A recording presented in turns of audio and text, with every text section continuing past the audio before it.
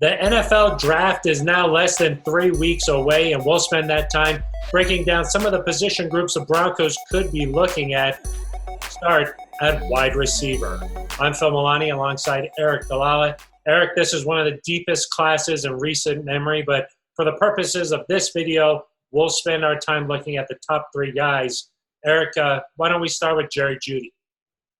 Yeah, and Jerry Jeudy, Phil, I think he's considered the best route runner in this class, and as the Biletnikoff Award winner, probably the most accomplished, of these three guys that we're going to be talking about.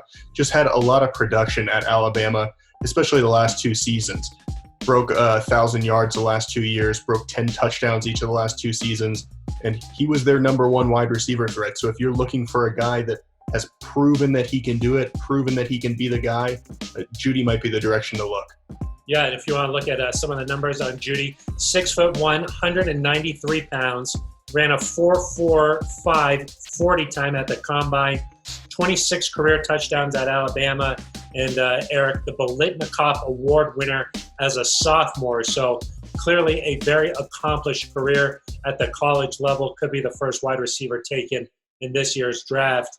The guy maybe a notch below him, even though most people don't have a consensus number one wide receiver in this year's class, could be CeeDee Lamb. Yeah, Phil, a guy out of Oklahoma who also put up monster numbers, more than 1,300 yards this past season with 14 touchdowns.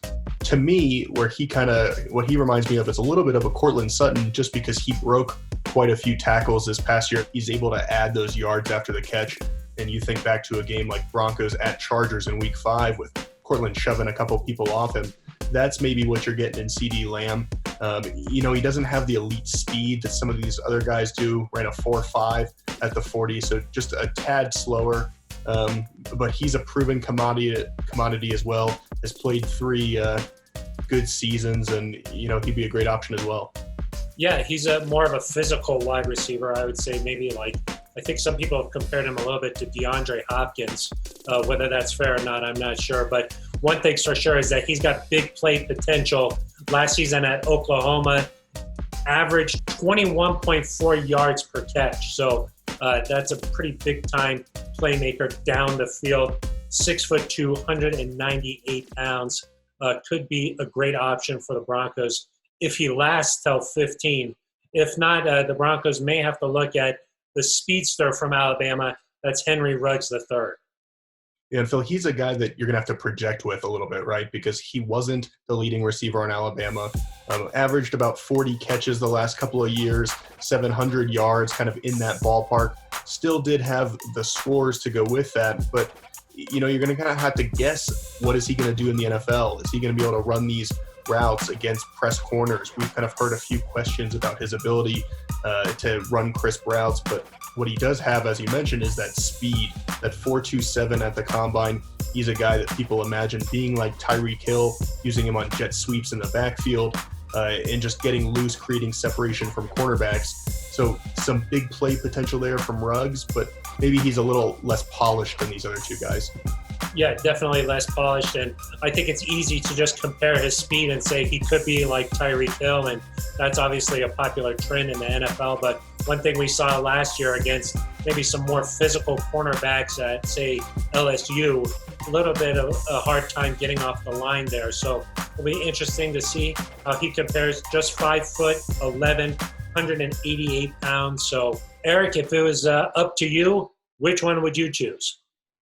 It's tough, and I don't think Jeudy is going to be there at 15, but if he was, that's the guy I would pick, just because I think he's kind of the known commodity. You're pretty sure what you're going to get. And with him, Cortland Sutton, and Noah Fant, and then you consider Phillip Lindsay and Melvin Gordon, that's a pretty good group of weapons for Drew Lock. Now, I do think there's a possibility that Henry Ruggs could be that elite player, but you have to gamble a little bit. And, because the Broncos need that extra weapon so badly, I'd lean toward taking the sure thing. And there could be as many as 10 to 15 wide receivers taken in the first 2 days of the draft. It'll be interesting to see how the Broncos approach that, just because it's such a deep position, but it is a position of need for the Broncos. I think any one of these three guys could be a generational type talent at the position. So it will be interesting to see how the Broncos approach this year's draft. that is a look at some of the top wideouts in the 2020 class. For Eric Dalala, I'm Phil Milani.